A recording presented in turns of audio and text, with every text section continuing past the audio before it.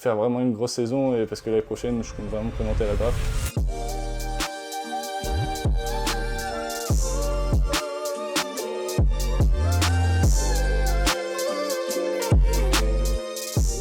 Je me considère parmi les meilleurs joueurs de ma génération, donc je me mets.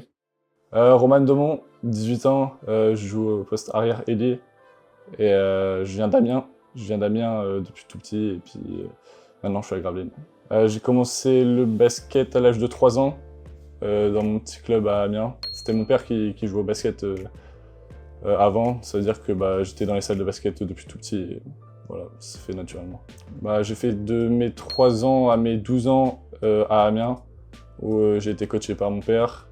Après, je suis passé par le Pôle Espoir Picardie, donc ça veut dire que j'ai joué à Saint-Quentin pendant 1 an en U15 France et après j'ai fait ma 2e année U15 France à Gravelines et après j'ai intégré le centre de formation et depuis je suis passé pro. Je pense que je suis polyvalent, je pense que je peux tout faire, je peux marquer, je peux prendre des rebonds, je peux faire des passes.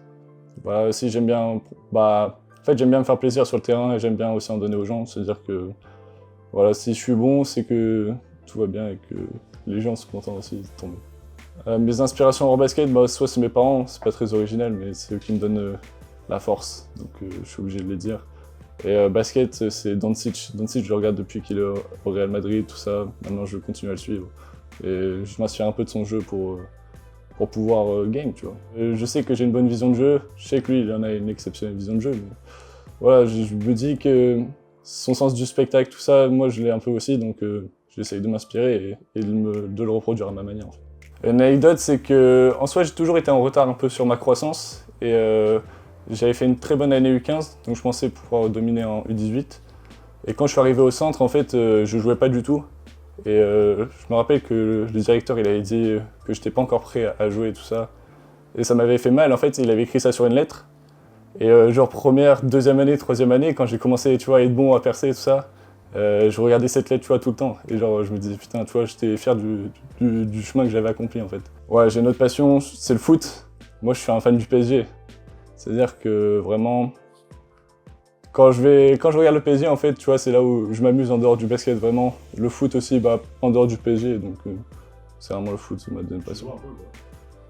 Moi, je suis plus au goal, tu connais, je suis grand. Je suis grand, donc c'est-à-dire que je prends de la place dans les buts, tout ça. Après, voilà, moi, je suis pas très habile avec mes jambes, tout ça, pour jouer au foot pour l'instant. J'en ai jamais fait, vraiment. Mais j'aime bien quand même. Mon plus beau souvenir basket, c'est quand on a été champion l'année dernière, en U18, parce que voilà, ramener premier titre de champion de France, on avait perdu l'année d'avant, face à l'Asvel en U17, et de se dire que tu retournes 2 fois en finale 2 années de suite, c'est fou, et en plus on l'a gagné, donc j'étais très bon aussi, j'étais content. Mon 5 de go-to-guy, je dirais en 1, Adrien Sibérguien, c'est mon meneur, actuellement à Gravelines. C'est un meneur en fait, avec qui je joue depuis, je le connais depuis 5-6 ans. Je joue avec lui depuis longtemps et en fait c'est un meneur qui me comprend beaucoup. Et je sais que il va, là maintenant s'il va partir hors Chi déjà, il part en N1 et je sais qu'il va percer. Je suis content pour lui. En 2, pareil, je vais dire un mec de mon équipe, je vais dire Evan Boidur. Evan Boidur, pareil, c'est vraiment fort. Je sais que ça fait 2 finales consécutives que je suis avec lui aussi. Et il taffe tout le temps, donc je l'attends aussi là, au trophée. En 3, moi, bien sûr. Parce que voilà, je pense que pour l'instant, je me considère parmi les meilleurs joueurs de ma génération, donc je me mets. Voilà. En 4, je vais mettre Tidiane. Je vais mettre Tidiane Salin. Parce que voilà, je sais qu'il travaille dur, je sais aussi comment il fait pour réussir. Et voilà, moi, je m'inspire aussi de lui parce que sa détermination et tout, c'est fou. Et en 5, je vais mettre Victor, parce que Victor, voilà ce qu'il fait dans le monde de la NBA et tout ça. Je savais qu'il allait réussir, mais là, Victor, franchement, ce qu'il fait, tu vois, il est en train d'être parmi les grands, c'est pas là. Et mon go-to guy à découvrir, c'est Hugo Bumputu. Voilà, je pense que c'est un des meilleurs coéquipiers que j'ai eu depuis que je suis arrivé au centre. Cette année, par exemple, tu vois, on est un peu un duo, je veux dire, dans le mode de scoring. Tu vois, je sais que je peux lui faire confiance quand je suis un peu moins bien. Je pense qu'il sait qu'il peut me faire confiance quand il est un peu moins bien. Et donc je pense que lui aussi, il a une carte à jouer dans les prochaines années. Sur le court terme, je dirais trophée, déjà.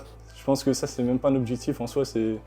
Avec l'équipe qu'on a, on est obligé d'aller au bout. Si on n'y va pas, pense que ça sera un échec, peu importe où on s'arrête, quart, demi ou finale.